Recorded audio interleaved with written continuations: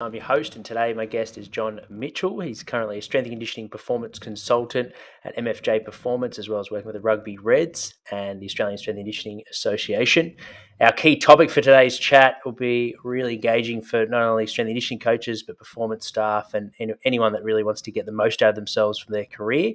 We're discussing the importance of education and mentorship specifically for strength and conditioning coaches. So if you're tuning in live, make sure to hit us up in the comment section and send us through some questions, and no doubt we'll find some time a little bit later on the show. But welcome, John. Thanks for jumping on, mate. Really looking forward to our chat.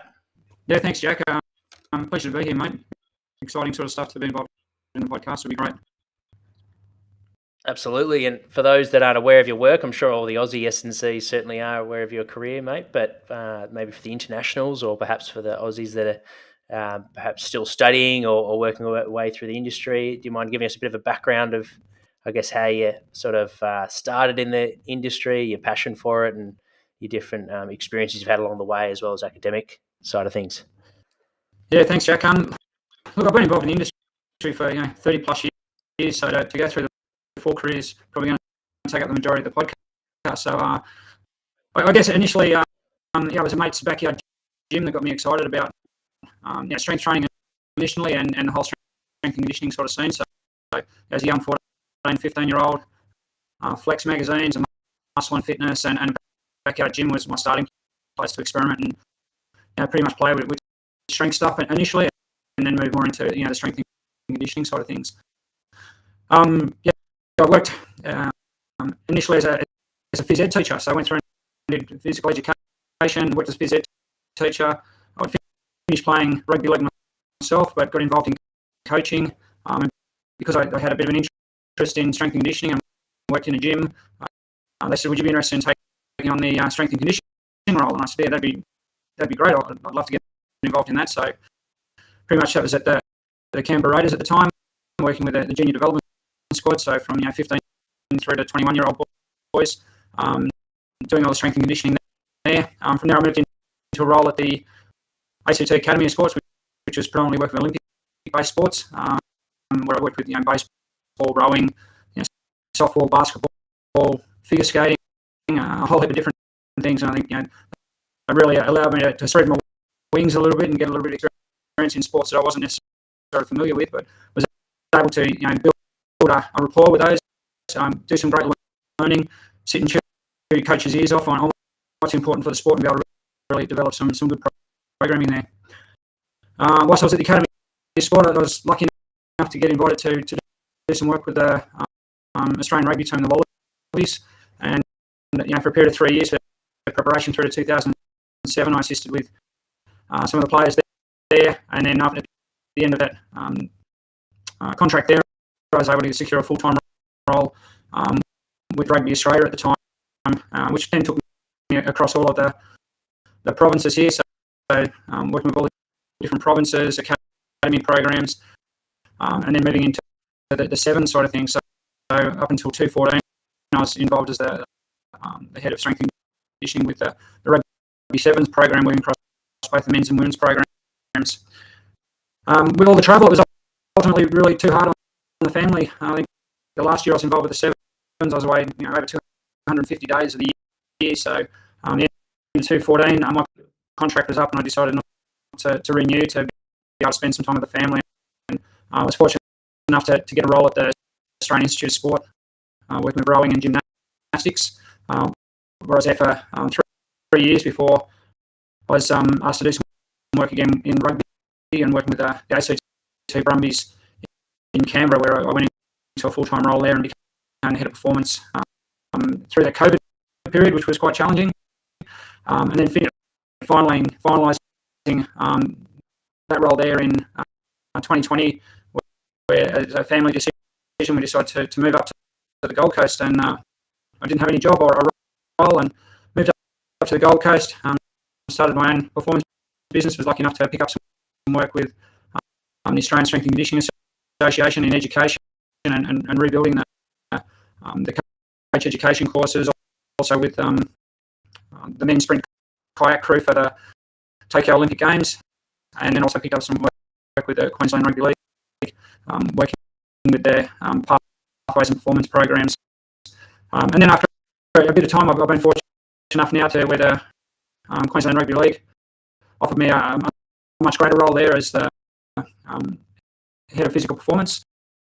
So I've been able to work across a number of programs there, and particularly to work with pathways development players from 15 right through to a men's state of origin has been a real highlight of the role there. So that was a really quick run through what I've done and where I'm up to, but I've been really fortunate and really grateful for all the opportunities I've had across so many different sports, and I suppose I've been in a long time and still really love it and super passionate about S&C. Yeah, that's fantastic. Yeah, thanks for sharing, John. And I guess looking back, who have been some sort of strong influences or mentors, if you like, quite fitting for the question we're going into, that have helped shape your philosophy along the way? Look, I've got to say, probably the most influential to start with was a guy who was super passionate in the way he coached, and was super hard in the way he coached as well. It was Kelvin Giles, and I'm sure many people are familiar with Kelvin Giles. He was the strength and conditioning coach at the Canberra Raiders when I was an up-and-coming player there. I didn't quite make it as a top-notch player, but I was fortunate enough to be involved in their program and had Kelvin Giles and another guy called Sean McRae. And strength and conditioning at that time within professional sport was just becoming something that people were getting excited about and becoming a bit of a career within the sporting industry, whereas before it was just more about, some people did weights, some people didn't, some people did their conditioning, some didn't. So I was really fortunate to have those guys to start with. And then I think the next guy who was really influential was a guy I worked with in teaching, a guy by the name of John Barber that no one would have heard of before. But he took me under his wing at the first school I taught at, and we created a gym environment at the school, and he encouraged me to go off and do my level 1 strength and conditioning certificate back many moons ago, the early 90s. And I haven't looked back since. So, John and I still talk on a regular basis, and he's more like a life mentor to me these days that helps me sort out a few problems I have across all different elements of my life, my career, and things like that. I guess to move on from there, I've been fortunate to work with a lot of really good strength and conditioning coaches. Julian Jones through the Australian Institute of Sport, Dan Baker, David Boyle, Ben Serple, Damien Marsh, have all been really influential in my career and have been good at just questioning what I do to make me a better coach. So just on reflection of the work that I do, with that be on the field within conditioning or speed, or whether I'm doing work in the gym with our strength and power stuff, or from a recovery point of view, I've just been so fortunate to have some really good people I can turn to and act as mentors for me. And looking back at your career, are there moments that sort of spring front of mind that you're most proud of? I guess highlights. Obviously, there's a lot of different successful environments that you've been involved in, but I guess what was some of your top 3 or top 1 that really stands out as some of your pretty special moments? Oh, look, that's a really tough question. I think, particularly the Brumbies during 2020 through COVID, the adversity went through that season, where we had the bushfires and everything in Canberra, and we had to relocate our whole pre-season program to Newcastle for a 2-week period. There were a number of different challenges in Newcastle as well. Then the season sort of stopped halfway through due to COVID, and then we had to restart, and everyone's been through the COVID period and the challenges that were associated there, but to have a revamped competition and to be able to come out and win that competition was outstanding for us, and for me as well, just around the planning and stuff we put in place to safely navigate that period of time. Looking back, early 2000s, I was fortunate enough to do some work with the Canberra Capitals women's basketball team. So we won 6 championships over 10 years, and we're really lucky to have some fantastic players and arguably some of the best women's players in the world at the time. And working with those ladies, putting challenges forward for them to be better when they're already a great team, and the way they embraced it was fantastic. so many working figure skating. We had one of our Australian female figure skaters make into the top 14 in the world, which for Australia, not really renowned as a figure skating nation, and just the challenges for a strength and conditioning coach working in a sport where it's linear, but there's no real motion there. It's about the speed and power off the ice and the force they can generate to be able to propel themselves in the air, which was really fascinating as an S&C coach, and the research that you had to do and the connections you had to make to be able to come up with the right results or the right programs for these athletes was incredible. I could go on. I mean, there's been so many great athletes. The men's forward rowing 217 World Championships. Kim Brennan winning the gold medal in Rio. She's arguably one of the greatest female athletes I've ever worked with. Super tough, up to any challenge. Would question what you were giving her, but you gave her the right answer, and she just embraced it 100%. Anyway, I could keep going on, but it's some fantastic memories and challenges, and just really enjoyed it. Yeah, thanks for sharing. It's a great insight into some experiences that you can sort of witness and take on full throttle when you're living and breathing in the industry full time. What about on the flip side, mate? Obviously, with elite sport comes pressure and challenging situations. What have been some of the biggest challenges that you faced, and how did you navigate them? And ultimately, how did you grow? What did you learn from facing those challenges? Look, I alluded to it, probably the Brumbies during that COVID season was probably one of the biggest challenges. And even before COVID, as I said, with the bushfires, having to relocate to Newcastle, and the funny side of it was we just finished the first day and just finished in the gym. The boys were finished off their last part of their session, and myself and my assistant, our rehab coach, were all looking at each other going, how well is this gone? We've relocated, we've got up here, we've got through the full day. When one of the boys said, what's that coming out underneath the door? And we looked over, and there was all this water coming out from under the door in this gym we're at. But it wasn't water, it was actually sewage. So there was a few other elements that came floating under the door as well, and the boys were monkey barring their way along the cages to get out, and it became known as the Great Punami effect in the gym. So not only had we found one gym, we had to go and then find another gym. So I mean that was a massive challenge. Trying to find venues in a town you're not familiar with, and that was a really big challenge.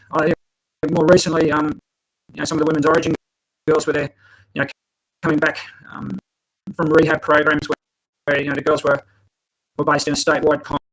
They'd signed within the National Rugby League women's competition in no man's land, and girls were getting injuries from different training. They're doing different points in time, so trying to coordinate and pull all that together and try and get girls through to that first origin game was a real challenge there, and working with different clubs around what work they were doing with the girls, how much running they'd done, what they'd done prior to coming into the program, and that sort of thing. So that was ultimately a big challenge. But I think the biggest challenge is trying to across all sports is just build that rapport with your head coach to start with. If you can build that rapport with your head coach and get their buy-in and their trust in what you're doing, and then once you have that, you build with the players build in the trust, and you can do tremendous things once you have that trust.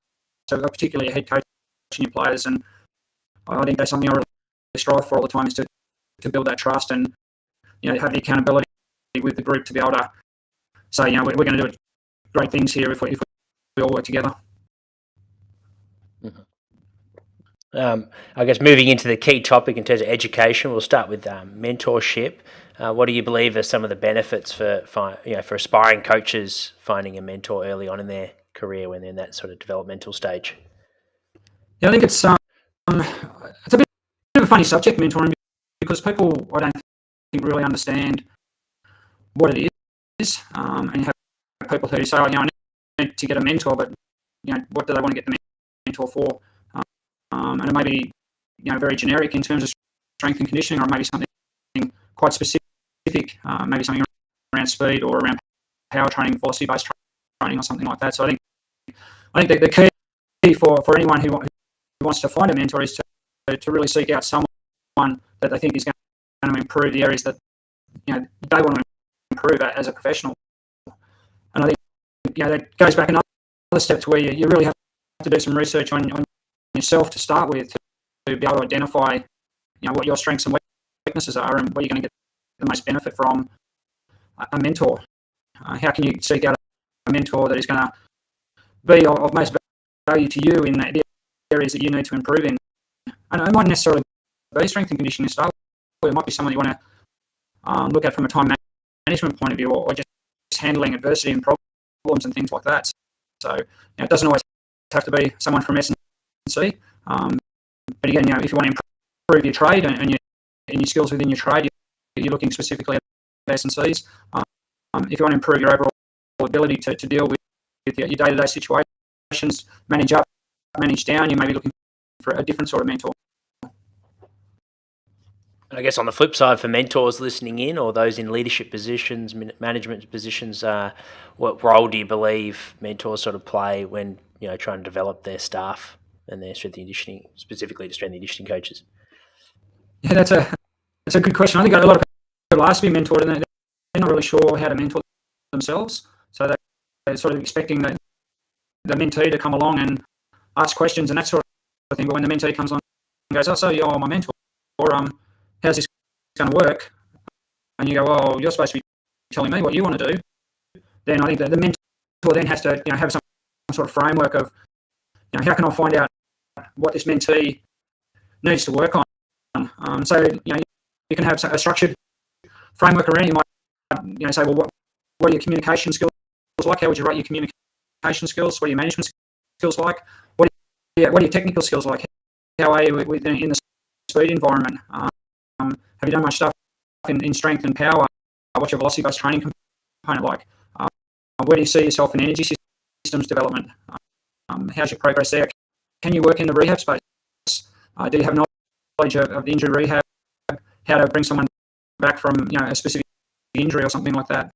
Have you worked in recovery before? What are the main things around recovery you need to work on? What logistical stuff? So building out a map for that mentee, so they can then go away and reflect on and say, hey, well, what do I really want to work on? And then when they come back to you and show you what to work on, you may have a template that you work with, and they bring it back and say, hey, I'm a 3 out of 3 for everything. You go, well, you don't really need me if you're 3 out of 3 for everything. I want to see an honest feedback on what you do, because a lot of people want to try and tell you that they're really good when potentially they do have pitfalls. They do have elements they need to work on. So what do you need to work on? How can I assist you? And I mightn't be the right person to assist you. It might be, you ask me, I want to be the best speed coach in the world, and I've done a certain amount of speed, but I'm not going to be able to take you to that next level. So it might be my role as a mentor then to be able to pass you on to somebody else to be able to improve your speed abilities. If that all makes sense. Yeah, 100%. Yeah, and I guess for those listening in that perhaps are working maybe part-time at a sporting club, do you feel like when you're in that situation, you're working part-time at semi-professional level in sport, and then you're working perhaps out of the industry to make ends meet, is it best to find your mentor outside of the workplace, or do you think you're trying to find your mentor internally is the best way to go? Or is it I guess it's a fair bit of context to that, but yeah, does your mentor in your environment or more external? Yeah, I think there's pros and cons for both. Obviously, the availability of someone within your own environment makes it easier to be able to get that done. But does that person have the skills and abilities that you want to be able to learn from? And there may be certain things you may pick up from them, and they might be really good on the strengths side of things. You go, okay, well, I'm going to really pick up as much as I can from this person, but I want to be able to grow in the management side. I want to be able to learn some more about the rehab side of things, particularly lower limb injuries, because that's what we predominantly see within where we're working. so then it's about, well, you talk to people within your own workplace and see if they know anyone who they've dealt with, or then start to look with on LinkedIn or whatever it is, try and find someone who's going to be able to give you that upskilling in the area that you want to work in. And again, just don't expect that if you go and ask someone that they're going to mentor you as well. I mean, you need to be fairly genuine about going along and offering to be able to help in some sort of way to get that information that you want to get as well. It's you scratch my back, I'll scratch your back sort of relationship there. Yeah, I think that brings on a good point. You've been in the industry for quite some time now. I'm sure you've seen different partnerships with mentees and mentors. What do you think's sort of fair from both ends? Is it a financial sort of agreement, paying the mentor an hourly rate? Is it helping out their environment, perhaps with some volunteering some hours to make their life a bit easier if they're managing a program? What do you think sort of the best partnership?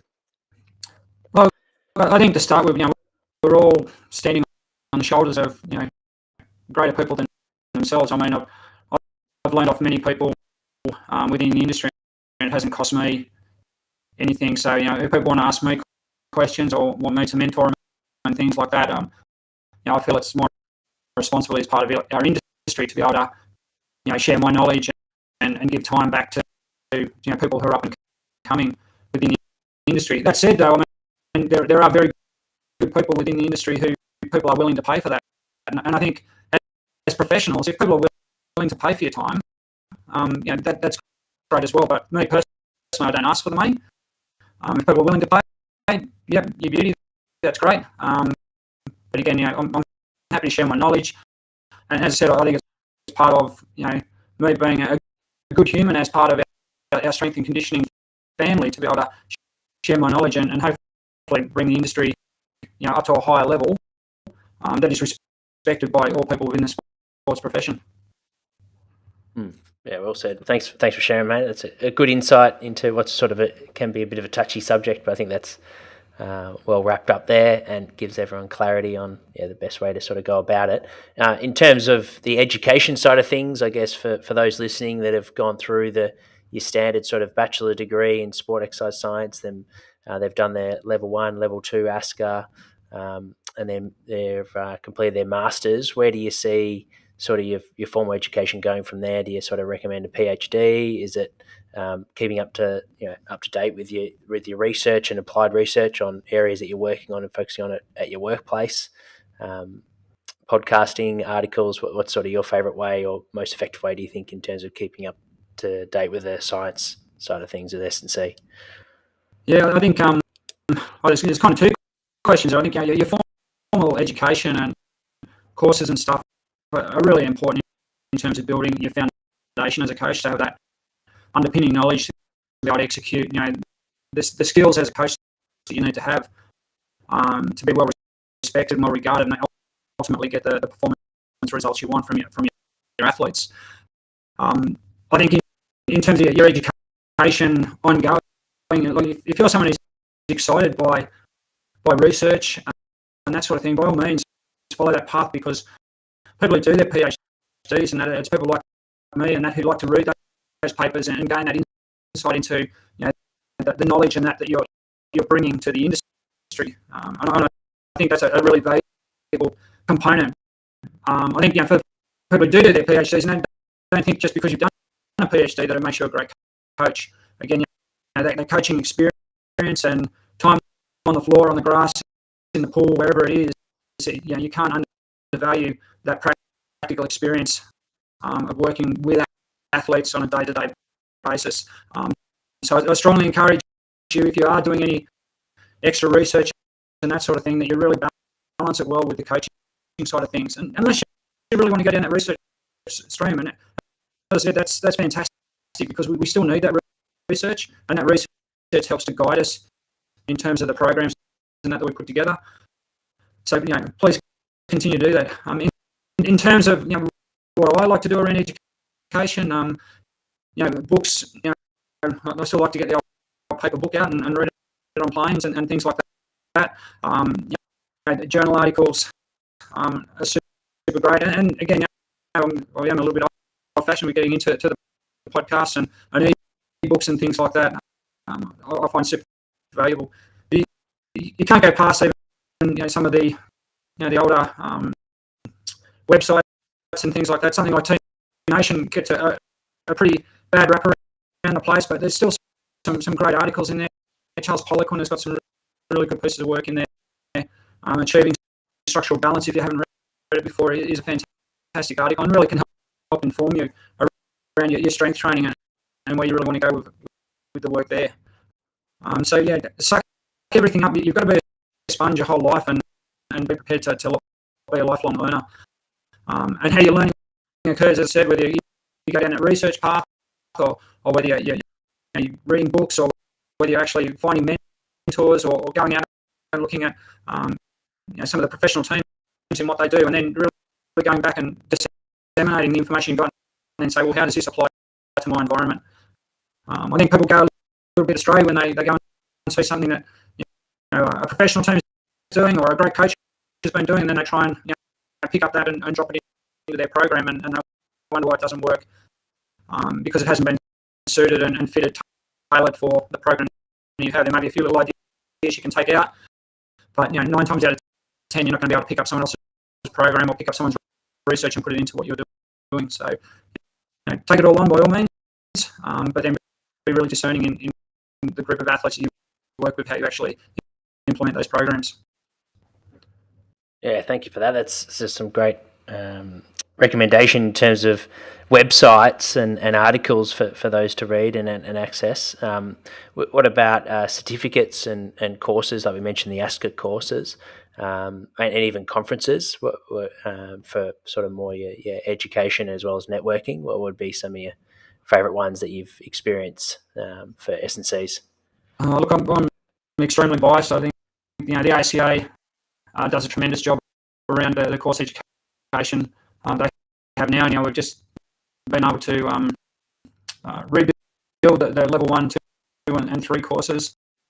There's some really good up-to-date information there. Is it everything you ever want it to be? Probably not, but it's a really good start there.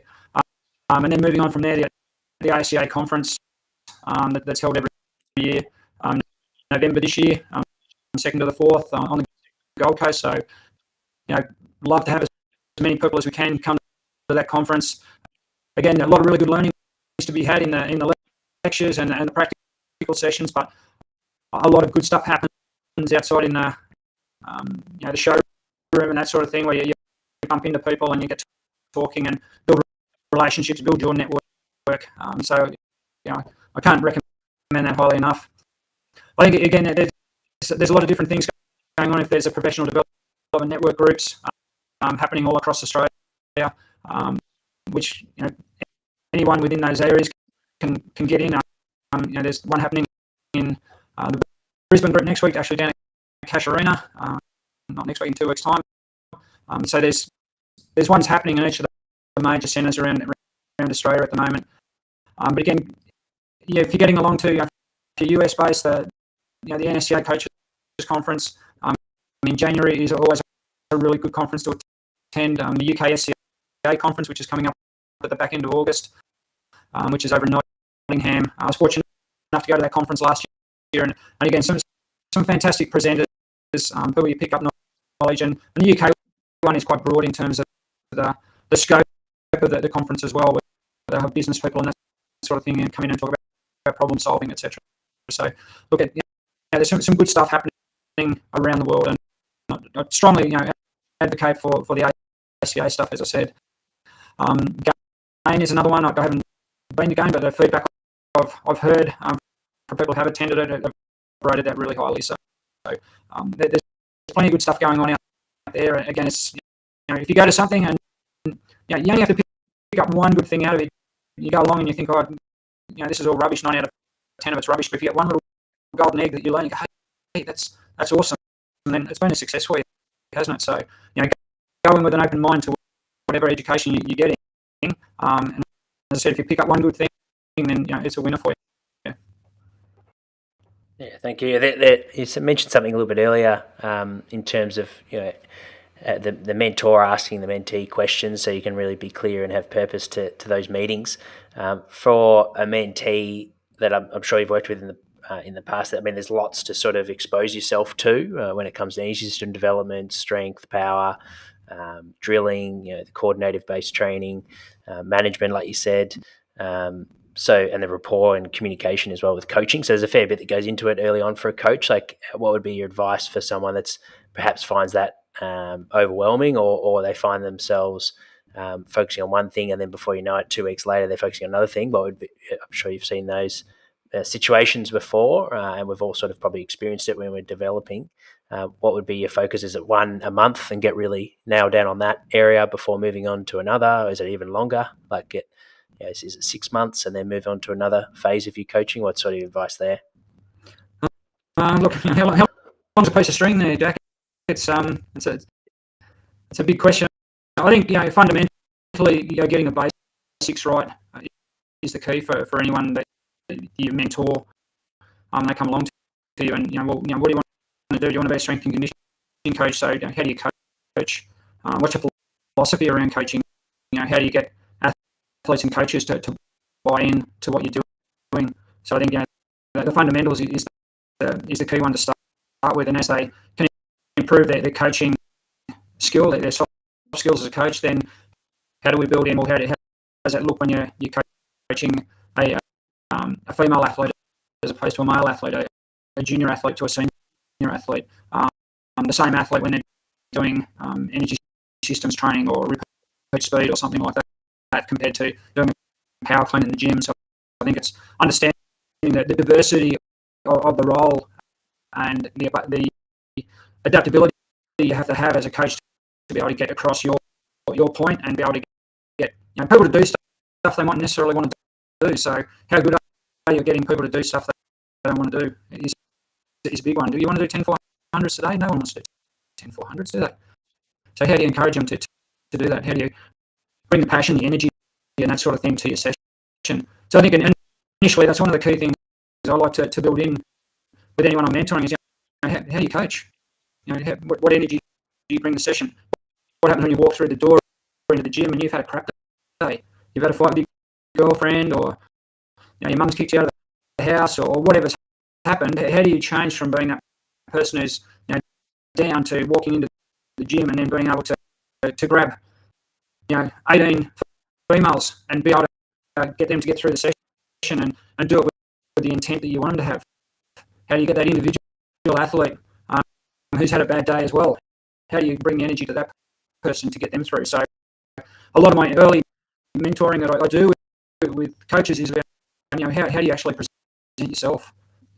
Are you a great coach? How can you bring that energy to your coaching? And then I think the skills and technique around the elements of S&C, with speed, strength, power, energy systems, recovery, all those sort of things. Then that becomes a secondary point. That knowledge that you've gained from your university degree, from your ASCA courses and that sort of thing, that starts to flow in once you can coach. But unfortunately, there's not a lot around about how we improve our coaching, or how we change who we are to be the best form of ourselves when we get in front of a group of athletes. Hopefully that makes sense. Yeah, well said. Just a big rant there. Yeah.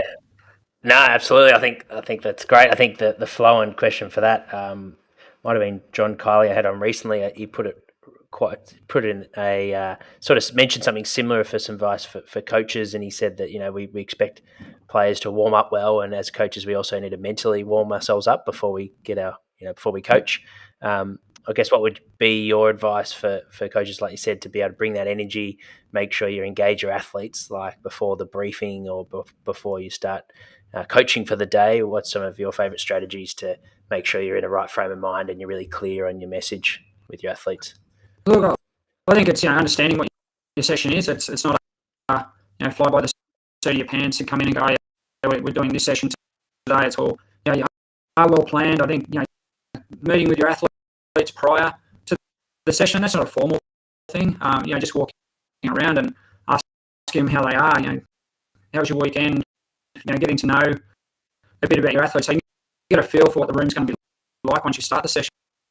Particularly if they've come off a couple of hard days of training or off a poor result on the weekend, they may be down a little bit. So then you're thinking, well, this is a session I've got planned. I really need to be on my game here. I really need to be up tempo and ready to go.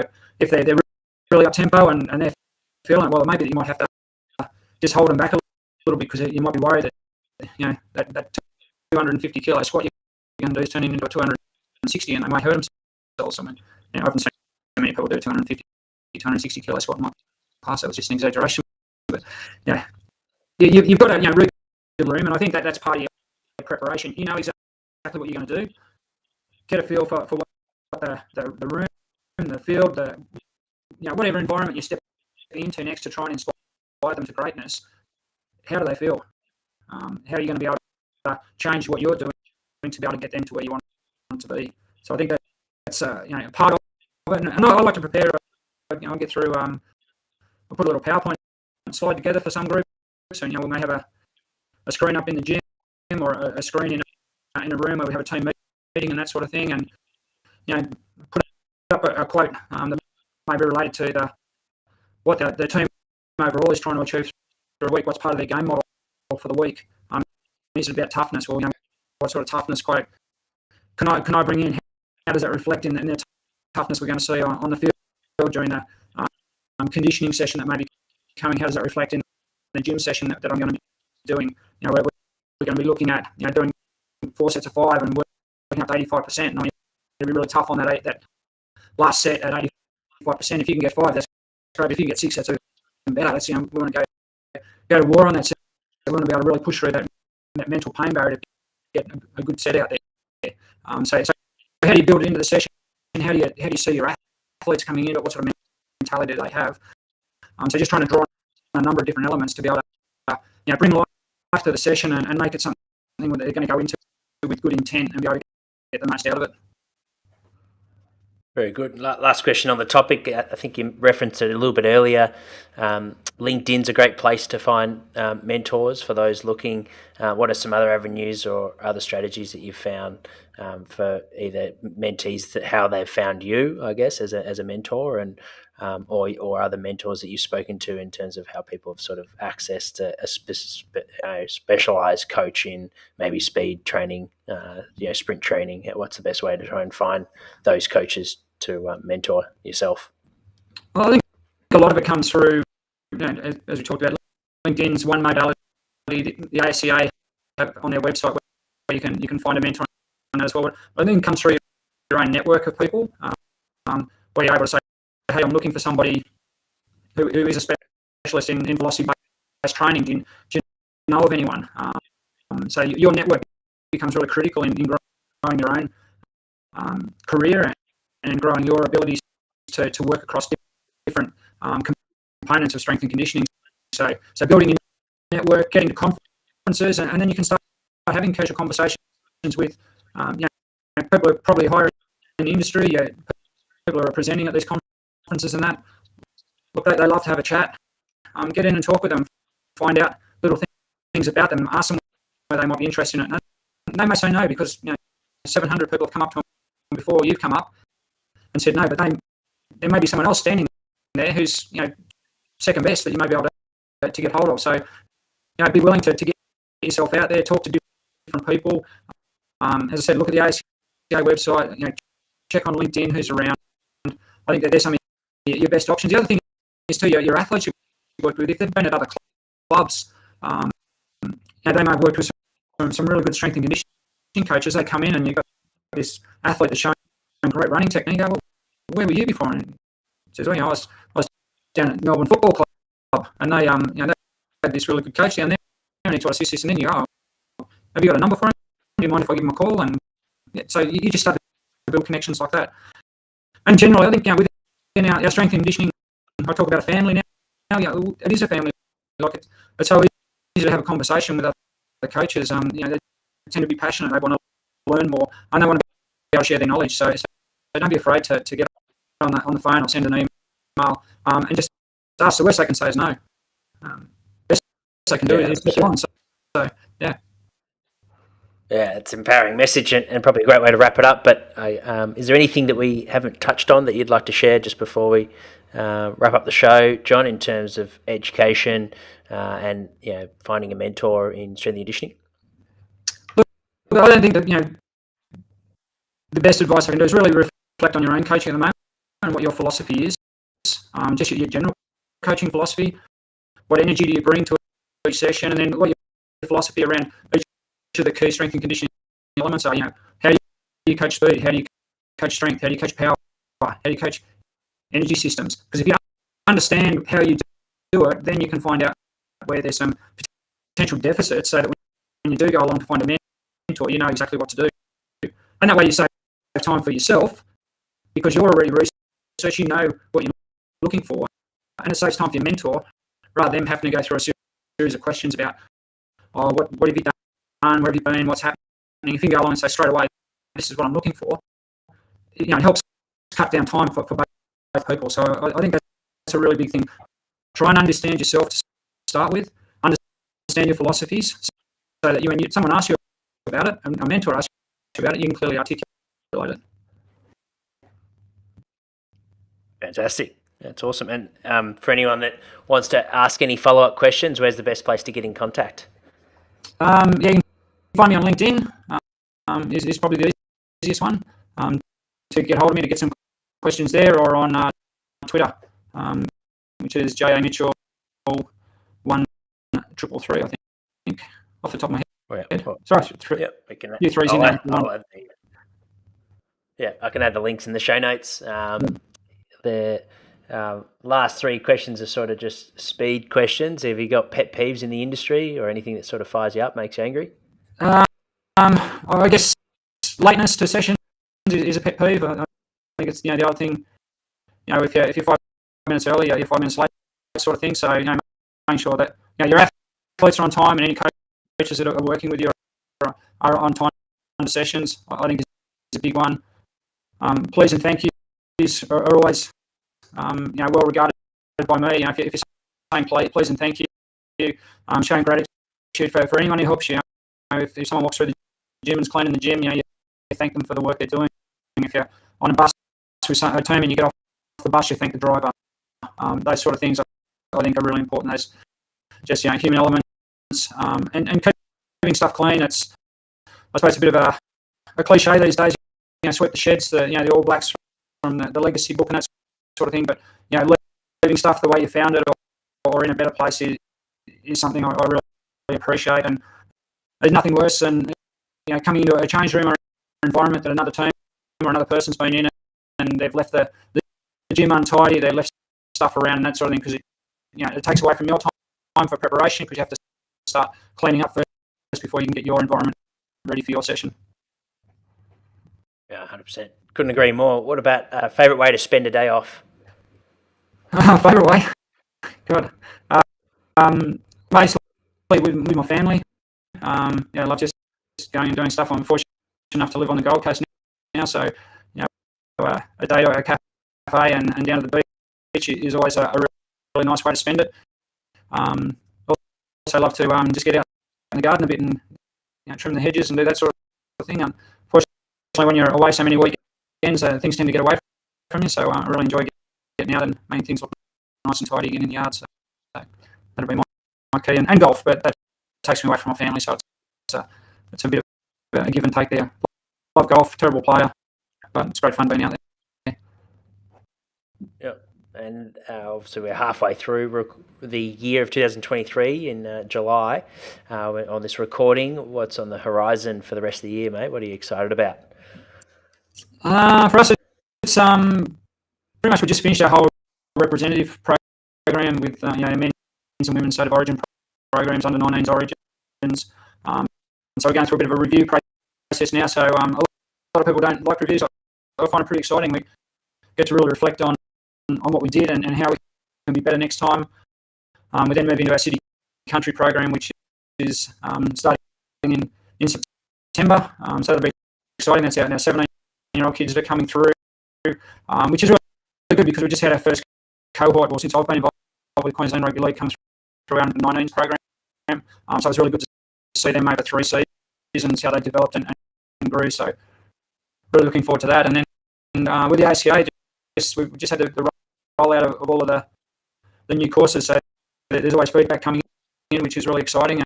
And get to have another cohort of level 3 coaches come through next week. So we've got an online level 3 starting next Wednesday, which is really exciting. We've got some really quality coaches coming in to be part of that. So as much as I'm there coordinating and actually running a few sessions, I learn so much off all the people that come into the course as well.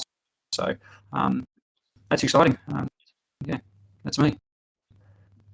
Yeah, plenty happening. That's great, mate. Well, yeah, thank you so much for your time and sharing with us some stories in different roles you've experienced, but also some great advice, gems all the way through in terms of how we can get better as S&C coaches, both formally with education, but also finding mentors and how important that is to shape your philosophy. And probably the biggest takeaway is to have a real clear understanding on your own philosophy and understanding on how you coach before asking time of others. I guess so you're really clear on the questions you're asking. You've got clarity and purpose on if you're going to use someone else's time, you're going to maximize that for your own development by knowing what you want to achieve at it, I guess, before you go into it. Yes, I really appreciate it, John. Thanks for jumping on. We'll add the show note, the links to your LinkedIn and Twitter. I know you've got a business consultancy that you mentioned as well. Is there a website that you want to plug before we wrap it up? No, not that advanced to have a website or anything like that there. So no, that's all good. You can find me on LinkedIn and Twitter if you need me that way. That'd be fantastic. And so it's business consultancy as well as strength and conditioning mentorship that you offer? No, just strength and conditioning. Yeah, just strength and conditioning. Yep. Not that great a businessman yet. I would have a website and a lot of other stuff going on, and so just strength and conditioning. People can find you on Twitter and LinkedIn. They're free, so it makes a lot of sense. Awesome. Well, yeah, for those that tuned in halfway through this live chat as well, this episode will live on our YouTube channel, so you can find that if you search for Prepare Like a Pro on the live chat section, and then we'll post it on our podcast, Spotify, iTunes in the next 2 weeks.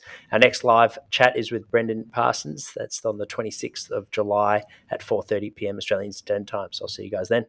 Thanks again, John. Thanks, Jack. Pleasure.